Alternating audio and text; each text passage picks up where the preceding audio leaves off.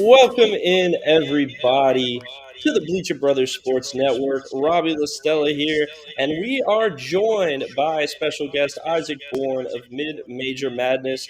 We're getting close to college basketball, real college basketball season. It's been the college basketball season for the sickos. Now that the Super Bowl is over, now all the casuals get involved. But Isaac, thanks for joining me. How's it going? Well, it's going good, and for all those that are joining after college, after the football season is finally over, welcome. I had a friend, Cole Adams, on Twitter, you know, just going all over the place talking about all of his, all of the exciting things that are going to be to come. Obviously, March is going to be like, man, March is going to be crazy. I'm excited to be able to travel everywhere and do all that fun stuff, but I'm just blessed and excited to be able to do all that. Yeah, you mentioned the travel. Fort Worth, Texas will be there for the AOC tournament. It's really coming up. But I want to ask, what so far? You've been to a couple games so far. What's been the best atmosphere, best game you've been to so far? Well, I haven't traveled as much as I did last year. Um, Last year I was all over the place for a lot of the season, but this year I've kind of kept things at home a little bit. So I guess I'll give two. I went to Western Kentucky versus Murray State at Diddle Arena in Bowling Green, Kentucky. That was a really great atmosphere, a big rivalry game in non-conference back in December. Um, and then I'm excited. So this is a D2 atmosphere because I go to a D2 school here at Washita. But tonight, Washita, as of recording this tonight, Washita will be playing against the rival right across the street, Henderson State, and it's going to be a packed gymnasium. I'll be on the play-by-play call for that. So, you know, I feel like I'm going to be honest with you, Robbie. I feel like a lot of the best atmospheres I've been in have been D2 atmospheres this year, just because with my job here at Washita, it's kept me off the road a lot. But I will say if it's going to be D1, I'll say Murray State versus Western Kentucky at Western Kentucky. Oh, just wait. Dickey's Arena will blow your socks off in just a couple weeks. Oh Now I'm yeah, all kidding. four fans. I'm excited. Yeah, right, right. But now I remember that rivalry in football season when you guys played because it's like the Sickos committee posted because you guys were like right next to each other. But for me, I'd say my favorite atmosphere of the year was the Shriners Kilchins Classic. Got to see Drake in that one, the Darling, this year's Darling. At large potential, looking like almost near lock for that at They this better be. point. They've been my favorite. I think, whether it was in the post game, Bennett Sturts talking about how he accepted a finance job, I think it was, before the season. And then Ben McCollum called him up and was like, hey, I got a team together and I need you to be a part of it. And here we go. This guy is a certified hooper. So shout out to Bennett Sturts and Drake. That's my team right now, my mid major team outside of the Owls, of course. But Drake's a fun one for sure. Um, would you have a team like that so far out of the mid major ranks? That I mean, they're everyone's darling, but is there anyone that you're really keeping an eye on? Well, a lot of people might expect me to say Murray State or something like that. I am from Murray, Kentucky, I grew up watching Murray State games. But I'm going to be honest with you. Out of Conference USA, I'm really liking Jacksonville State right now. Jerron Pierre Jr. Has had an incredible conference season against. They went the other night when Middle Tennessee came to Jacksonville. Jerron Pierre dropped 36 points on 10 made 3-point shots. This guy is a stud, and he's picking it up right at the right time. I actually had Jacksonville State second to last ranked in the preseason in Conference USA, and right now the Gamecocks are right up at the top with a big margin between them and second place. And I mean, I know we'll go a little bit into it a little bit more, but CUSA is just fun for me to watch this year. Yeah, I mean that's your squad. For those who don't know, Isaac Bourne puts out a top 25 poll each week of the mid majors, and it's filled with USA's teams. And our AAC fan base and any FAU fans that may see this are probably disgusted. But hey, that's Isaac's team. That's Isaac's conference at the moment. But it's valid. It's valid because if you look at the conference rankings, four mid-major conferences. Mountain West, where whether you want to call them a mid-major conference with what they do in basketball, that's your choice. But they're the best right now. Then right under them is the West Coast, who also right now not necessarily full of mid-major teams, but nevertheless A10. And then really, this is where Mike Orozco and Tim Pernetti wanted the AAC to slot in right after the A10 or right before the A10. But instead, it's Conference USA with a plus 210 net ranking of teams expected to go plus 500 or 2,500 or better in conference play. AAC at plus 1.30. So not too hot, but that's better for Conference USA. Isaac, what has it been about Conference USA this year that's led to them being a pretty solid conference overall? Well, I think it's two things. First and foremost, last season for Conference USA was a rough one. Obviously, that one off season or 2 years ago where you saw FAU, Charlotte, um, man, I'm forgetting some UTSA.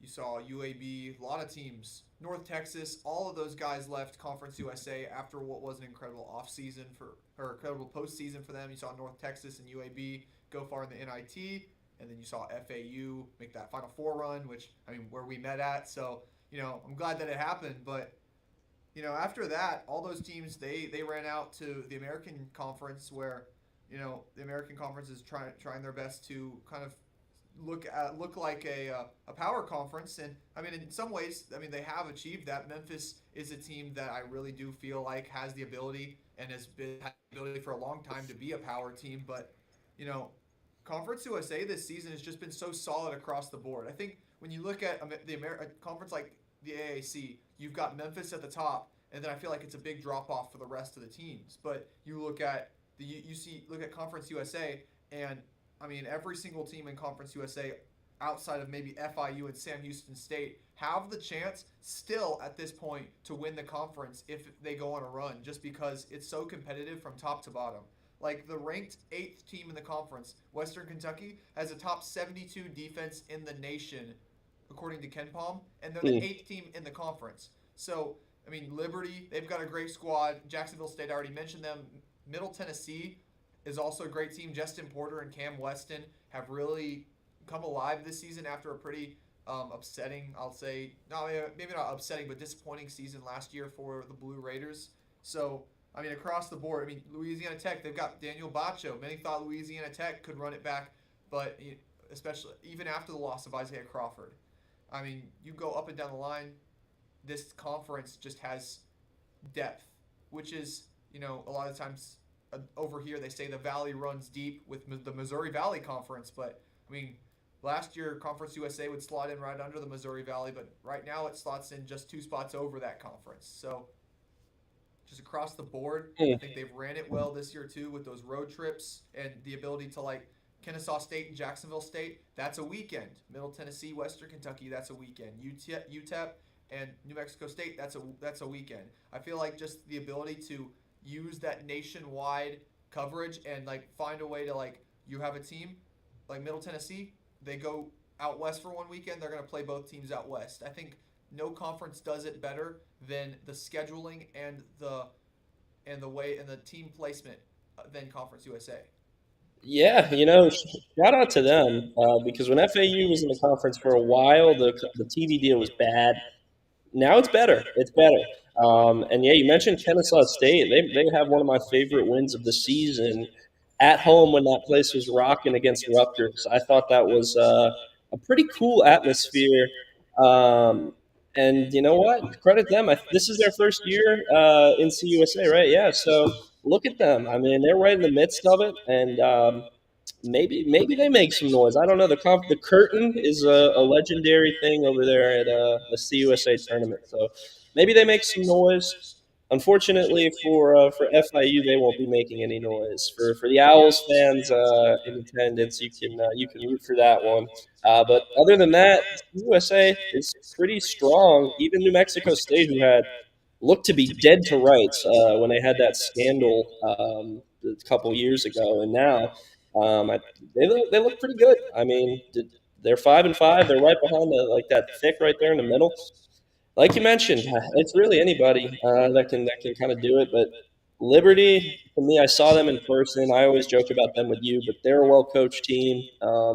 Owls beat them when things weren't clicking, but you know what? They've played pretty solid outside of a couple losses. They did have the close one against Sam Houston State, but they won it. So good for them, and we'll see what happens in CUSA. But that kind of takes me into the AAC a little bit. While CUSA has been able to kind of excel, the AAC not as much. The non-conference struggles kind of put them dead to rights. Isaac, what do you think the best case scenario is for the AAC? Is it Memphis winning and putting themselves on a pedestal as a dominant team and potentially making a run? Or is it a better thing for, maybe another UAB to come out of nowhere and upset them, and then the AAC gets two bids? Because to me, the only thing that saves this from being a really bad year overall for the conference is if they find a way to get two bit teams into the NCAA tournament. Well, I think you've got three, four good teams at the top. Tulane, Florida Atlantic, North Texas, and UAB are solid teams that I feel like could slot in at that second spot. Obviously, I think North Texas and UAB are probably the two that are in contention for the two seed. Memphis is just really good. I mean, it's hard to hate. I get a lot of attraction and a lot of bad stuff from Memphis fans, and at the end of the day, PJ Haggerty, Dane Danger, that's one of the best duos in the country right now. Just that punch that Haggerty able to pass it down low, get it to Danger, and Dane Danger he's one of the best lob threats in the country, but also an incredible defender. Also, Musa Cisse, an incredible defender. I mean, Penny Hardaway's team really has no weakness other than Arkansas State at this point, really. And you know, you look at you look at the rest of this conference. North Texas, I feel like they have a chance of maybe knocking off Memphis just because you go to a high scoring team like Memphis and you play slow. If they can force them to play slow, I think Brennan Lorient is a good matchup with Danger. PJ Haggerty versus Atten Wright would be a really good matchup. We saw North Texas go into FedEx Forum earlier this year and give the Tigers all they could handle before Memphis barely came out on top of that one. But I mean, I really do think North Texas healthy, maybe Temple could give them a run, but Jamal Mashburn Jr. has kind of dealt with a couple injury issues. You've seen them kind of fall due to that, and then also, I think UAB. While I love Yaxel Lenneborg is one of my favorite players in the nation. I love Coach Kennedy. Shout out to Coach Kennedy because every time I see him, he's always, man, I love Mid Major Madness. You guys always do great stuff for us. I just don't know if UAB has the ability to pull something off against Memphis. We saw them go to FedEx Forum and get just. I'm going to be honest. Yaxel Lenneborg kind of got owned by Dane Danger. Oh It God. was just not a good Sunday afternoon for them. And I think while Lenneborg is probably going to be very close to a lottery pick, maybe not a lottery pick, but a top 20 draft pick, I do feel like he can't carry this team. And I feel like just Ephraim Johnson not having a great season for them. It's really been all for the guard play. It's really been all Alejandro Vasquez, and they've got a great front court with Yaxel and Christian Coleman, but I don't know. I'd like to see him pull something off, but we'll have to see what happens when Memphis goes to Bartow in a couple weeks. Yeah, with UAB, that was the thing for me coming into the season was what was the guard play going to be, and with Butta struggling, that leaves them in a precarious position. But they do have probably either one or two best player in the AAC, whether you want to be a big man guy or you want to be a guard guy, and PJ Haggerty. Those two can duke it out. And I don't know.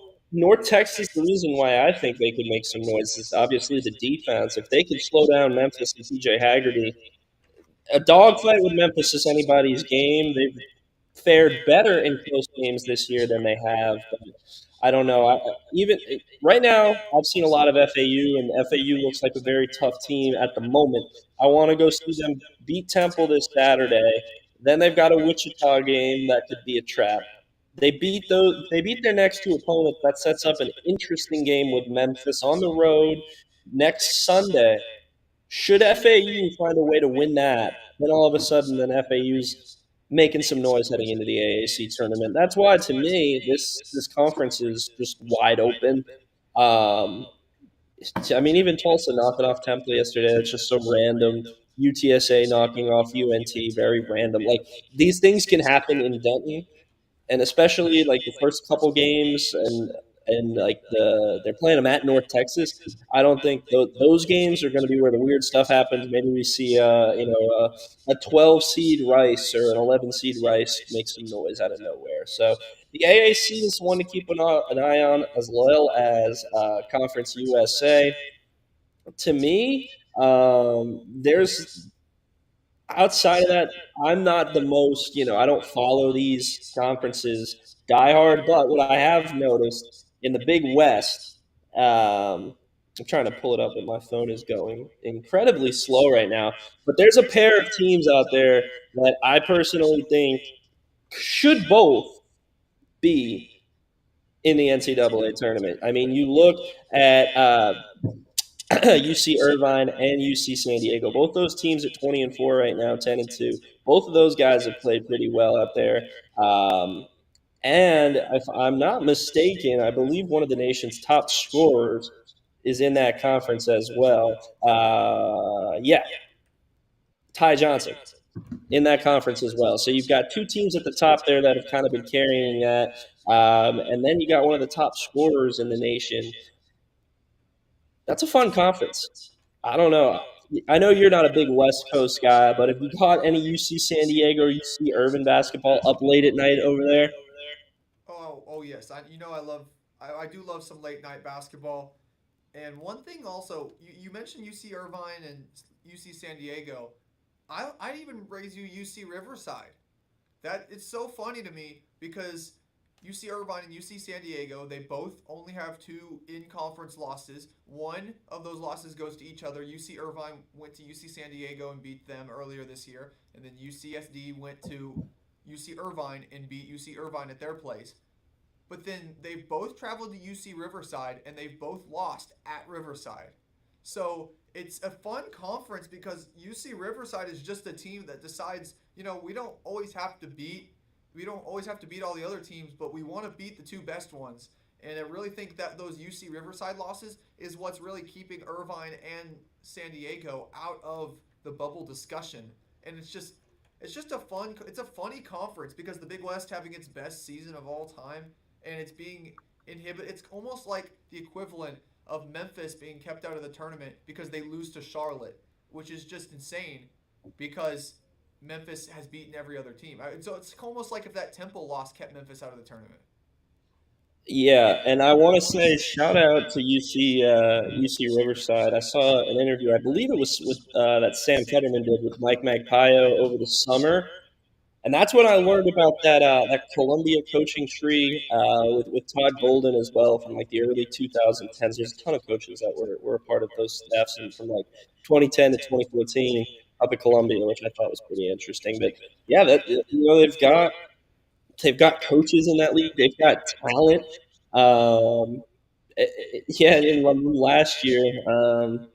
No, that wasn't last year. When I'm thinking of a what conference with Pacific? I'm blanking. West Is it? Coast. Do you remember what conference is Pacific? And I'm blanking on it West right Coast now. Conference. Yeah. Okay. Yeah. That conference tournament. See, like that conference tournament last year is one where I'm like that one was fun, and that's so it keeps me wanting to like dial into these West Coast conferences, and half the time I'm not staying up for them. But I, I'm torn between the top of that conference. I don't know who's going to come out on top. That's why I'm thinking. We've seen some too big West comments. So keep an eye on that one for sure. I wanna go back to Conference USA really quickly because that's what I wanted to see. The upcoming games this weekend, since we have you on here and it's in the thick of it. Big games this weekend: Jack State, Louisiana Tech. That's what you were talking about. That Louisiana Tech, Daniel Bacho, Jack State, the team you really are high on. Theoretically, Jack State should win that one, but Louisiana Tech's at home. Who you got in that one, Isaac? Well, I think think when you look at Louisiana Tech, they're kind of having a little bit of a season that they wouldn't be proud of. I think Bacho last year was one of the best big men in the country. He was averaging over 10 rebounds a game. He was averaging a good amount of blocks a game. This year he's only averaging about 7 blocks a game, about 18 points a game, which is it's a good season for him. But I think also Sean Newman Jr. is one of the best point guards in the country. He's leading the country in assists per game, just over 10, which is insane. They've also got Amari Abrams, Caden Cooper, guys that can score. And so I do really like the Bulldogs, but Jacksonville State's on a tear right now. It's really hard. I mean, I'm trying to pull it up right now. I mean, right now they've won 8 games in a row, and now they go on. Now, obviously, they go on the road. They have Sam Houston State on the road, which I mean, Sam Houston State's a trap game at all. Just if you look at it, because the Bearcats were predicted to have a good season. I mean, Lamar Wilkerson, he's actually from about an hour down south of where I go to college right now. He's from Ashdown, Arkansas, but he's one of the best scorers in the conference, and he's just kind of trapped in Houston right now with the Bearcats. And then they have Sam Houston. They're predicted on Ken Palm to win that game by 1. So you get tied. So if you're Jacksonville State, you want to get through Sam Houston State quickly and then go to Louisiana Tech rested, because this Louisiana Tech team is not a team that you need to scoff at all. They're great on defense, and I think Joran Pierre, though, it's really hard to guard that dude. They're not going to put Bacho on him, obviously, and so when you look at perimeter defense, it's all going to be on who they put on Joran Pierre. Obviously, they've got Nicholson down low as well, and they've got Marcellus Brigham down low. So there's guys that can get rebounds, but it's all through Pierre right now. Mm. So let's see, Ken Palm. Let's see, what does Ken Palm give them right now? They've got to match up with Kennesaw State ahead of that, so that's a tough turnaround. See, that's what I've noticed about the difference between AAC and CUSA is the turnaround of games. There's more like 4 to 5 day gaps in the AAC schedule than FAU used to get in CUSA. I But really like they've how got they do the Thursday and Saturday. They do Thursday, and then you travel, and then you go have a travel day, and then you have Saturday. And so you have every week in Conference USA. You go Monday to Wednesday, or Sunday to Wednesday. It's just rest, and then Thursday game, Friday rest, Saturday game, and then you do it again the next week. That's good. I would hear the coaches not being happy about that kind of schedule though, but that also makes it difficult. A lot of these schools probably travel commercial, and that probably pushes the needle for some of these athletic departments to get them on private planes when they have that quick kind of turnaround. So that's interesting for CUSA because I mean, it didn't seem like many teams were flying private back in the day, but I also want to touch base. We've talked West Coast, we've talked East Coast. I want to talk the middle of the country, the Missouri Valley Conference. We talked about Drake a little bit, and the reason why Drake is interesting to me is because you look at a team like Indiana State, who was at the pinnacle of this conference last year. FAU saw them in the first game of the season. They've been down in the dumps, and Drake theoretically could have been the same way, but they're not. And now to me, I don't know. How much of Drake basketball have you caught? Is there anything that impresses you compared to other mid majors? Because for me, it's their game planning and the way they attack each game differently. I saw them play FAU, and they completely took the Owls off the perimeter. And then they go and they beat Vanderbilt, and they're frustrating Jason Edwards to no beyond. And then they go win the whole tournament. And so it seems like they were doing just different things, and when a team can do that, especially on the defensive end, that makes them scary, in my opinion, for an NCAA tournament. Well, Drake, in my opinion, is a team that is built to succeed in March. You look at a lot of mid-major teams, and the ones that always go on those big runs, the ones that have the chances of pulling off those upsets in the tournament, are the teams that are ranked high on in defense. St. Peter's is a great example of a team that you could have really picked going into that 2019 tournament, where they had one of the best defenses in the nation going into the tournament, and that's how they knocked off Kentucky, they knocked off Murray State, they knocked off Purdue, they knocked off some good teams. And so Drake, their defense is immaculate. They're really, really great at guarding up around the perimeter. The only thing, in my opinion, that scares me about this Drake team is their height and their depth. I mean, their tallest guy, Cam Mon, I can't even say that. I can't say it. Cam Manuwu, Yeah. 6'8". He's their tallest guy. I mean, the MVC is kind of back and forth on that. They've got like you've got teams like Bradley that are incredibly tall, but then you've got teams like Murray State and Drake that are pretty short. But Drake has succeeded just because they play good defense everywhere, especially on the perimeter. Also, Drake runs about a 6 to 7 man rotation. Bennett Sturts is actually number one in the nation in percentage of minutes played, meaning that dude does not leave the court except for 1.3% of the time. And while Mm. I love that, I also feel like that's got to be something that maybe even if he's used to it, that's got to be something that's going to be a concern come March when you do have Sturts maybe getting tired. If he gets injured, doing that, which puts him in a very vulnerable position.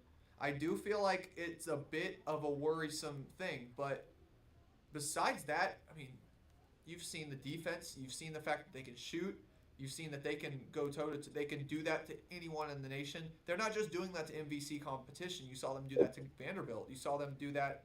Well, back when we thought Miami was good, you saw them do it to Miami. Sorry, Christian, but Yeah. you saw them do it to Kansas State as well. This team has done it on every level, and they've shown that they can really succeed in March. Now, the only thing is they have to get past that first round curse that they've really been for the longest time. So we'll see what happens. Yeah, that's going to be that to me because Bradley's been kind of competitive as well. I don't Drake's humming, but that's the thing about these tournaments is they can go in there and then all of a sudden Drake's season could be for nothing. But I don't think that'll be the case. I do think they'll end up getting an at-large bid if they don't win the conference tournament. It would be absolutely tragic if not. But I want to touch on one last conference. We could get into the nitty-gritty of every single conference, but we'd be here all day. We'll do that another time when we get close to March. But another conference to me that they're struggled a little bit this season, but there's still some talent. It's just they've lost some good coaches over the years too. So I'm looking at the Sun Belt. And you've got Arkansas State, who that they could very well be another team this offseason who loses their coach. I mean, Brian Hodgson right now has that thing rolling. They're 10-3 in the Sun Belt, 19-7 overall, and they beat Memphis, which that's not easy to do. But it doesn't necessarily. I don't think they're in any consideration for an at-large bid. And there's a lot of middling teams in this conference. Whether you look at South Alabama, App State, and JMU, who, in my opinion, Preston Spalding's one of the more I wouldn't want to say best coach in this conference, but he's up and coming. He's going to be a problem, I do think, for teams in this conference. And if he gets to a tournament with JMU, I think JMU or go far in that Sun Belt tournament. I think they can make some noise. And then the team that I saw in Texas State, they're 5-7 right now, but they play really good defense and they rebound the ball well. I just like them personally because they gave FAU a decent tussle for a little bit there. But in terms of the Sun Belt, is it Arkansas State Conference to lose, or is there somebody that's sneaking up on them, whether it's Troy, App State, JMU, South Alabama? Absolutely, I think it is Arkansas State's conference to lose. Now, do I think that they're going to win it? That's still up for debate. I feel like the Red Wolves have more talent than anyone in the Sun Belt, and it's not even close. They've got Darian Ford, Terrence Ford Jr. They've got Marshall. They've got they've got so many great players. I mean, I'll go down the list just because there's so like the hardest part for Hodgson, in my opinion, is just who to play. They have Joseph Pinion as well. I forgot about Taryn Todd and Kobe Julian, the top two players on that team.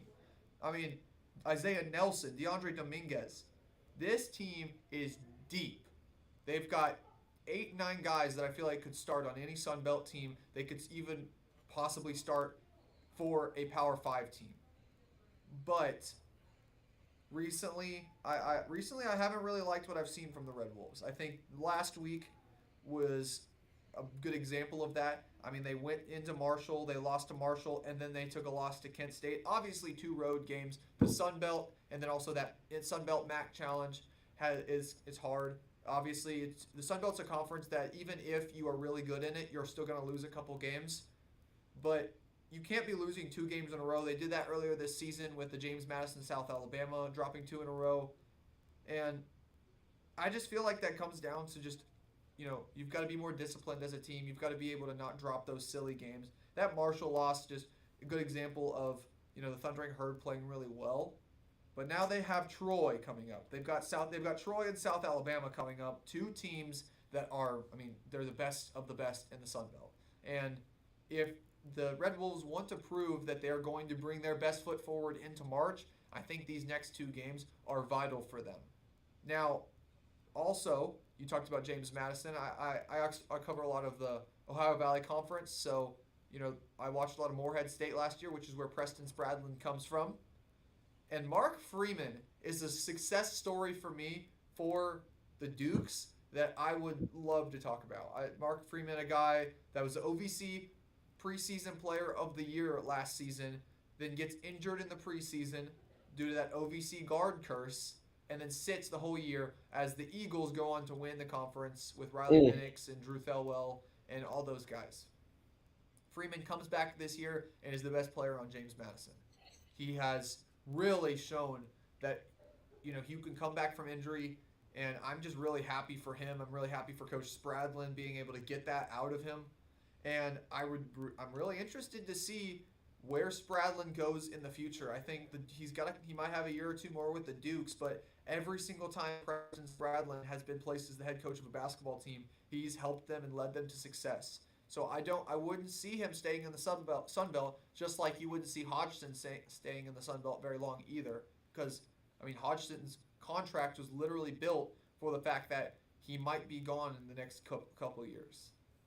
That's a good problem to have, though. Unfortunately, for the fans of those schools, it's kind of tough to see that, right? But trust me, it means your school is successful. Would be remiss to not mention Utah State, although the Mountain West is a borderline mid-major, it's still a mid-major conference nevertheless. And outside of Drake, I think Utah State is the most impressive team to me. Gerard Calhoun is a heck of a coach. Haven't caught too much of them this year, but I did see New Mexico beat the brakes off of them, unfortunately, so it makes me a little biased, but I won't hold that loss against them.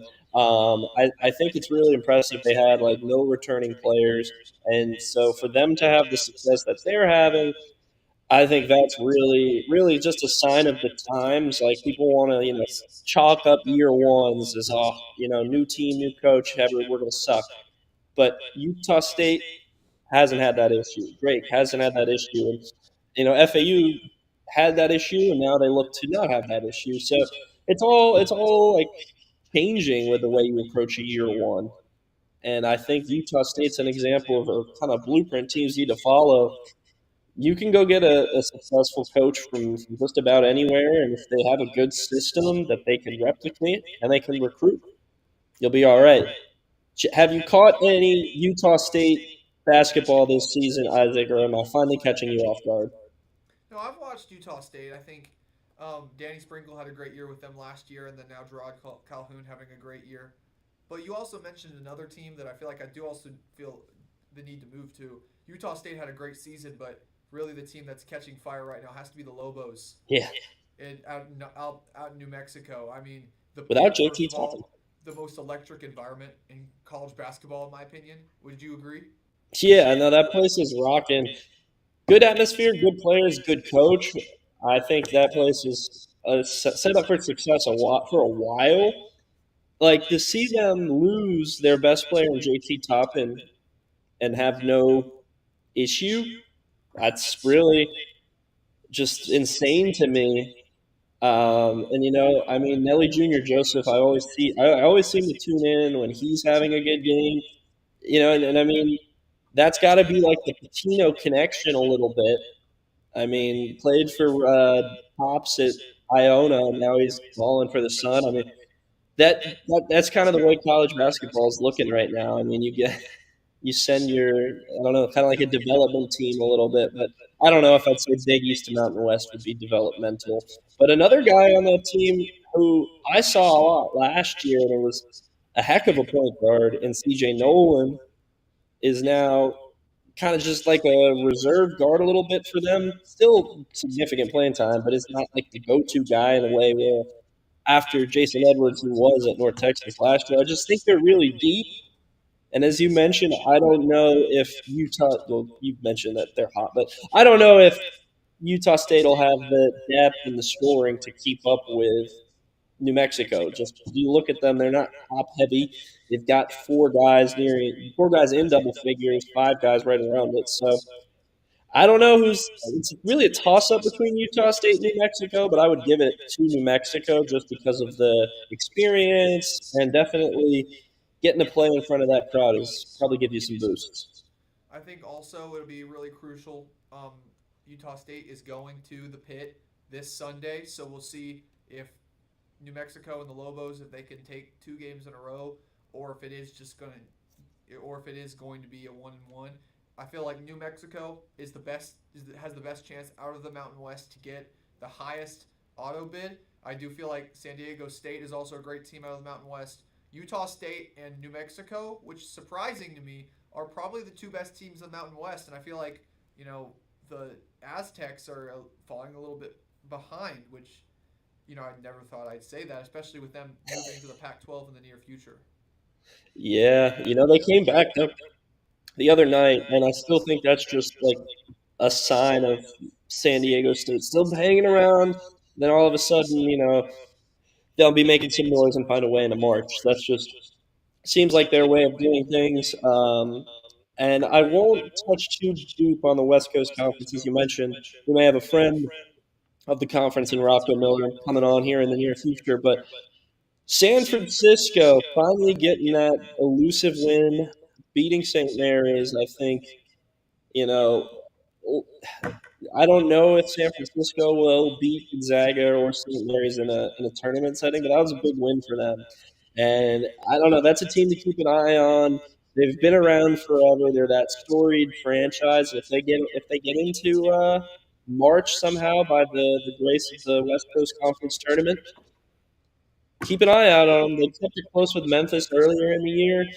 They've experienced across a bunch of different uh, play styles and whatnot, and if they can get into that elusive championship game and find a way to win it and get to March, I don't know. Maybe they make some noise. Any notes on the West Coast Conference, Isaac, or you want to leave it up to the czar himself and Rocco Miller? I won't take too much from Rocco. I feel like you said all that needs to be said. San Francisco, they're a good team. St. Mary's is the best team. Gonzaga is a team that's disappointing, but also I feel like it has. I mean, the analytics love Gonzaga. Like they love. You look at Ken Palm. Gonzaga is one of the best teams in Ken Palm. They're the 11th team in the net rating, just because. I mean, Graham Ike is a great guy. Is a great team, great player. Andrew Nemhard also a great player, and I was able to watch Kentucky play them in Seattle, and they went toe to toe with the Wildcats of the SEC. And so, I mean, this team is good. They beat Baylor by a hammering of a score earlier this year. So their non-conference was impressive. I just think maybe this might be the year that Gonzaga doesn't get that auto bid and has to actually do it the right way. Yeah, wouldn't that be crazy, right? When Gonzaga's shipping off to be in the pack, getting rid of their mid-major roots officially, they might not even get that large. I think that's karma, but I don't know. No, good for them for getting out of that and finding their way into a new conference. But Isaac, thank you for taking some time. This was fun. I think everyone that has is tuned in late or missed anything, you'll learn a little bit about each of the kind of prominent mid-major conferences if you hit that rewind button. So, folks, thank you so much for tuning in. For Isaac Bourne of Mid Major Madness, I'm Robbie Lastella. We'll see you next time.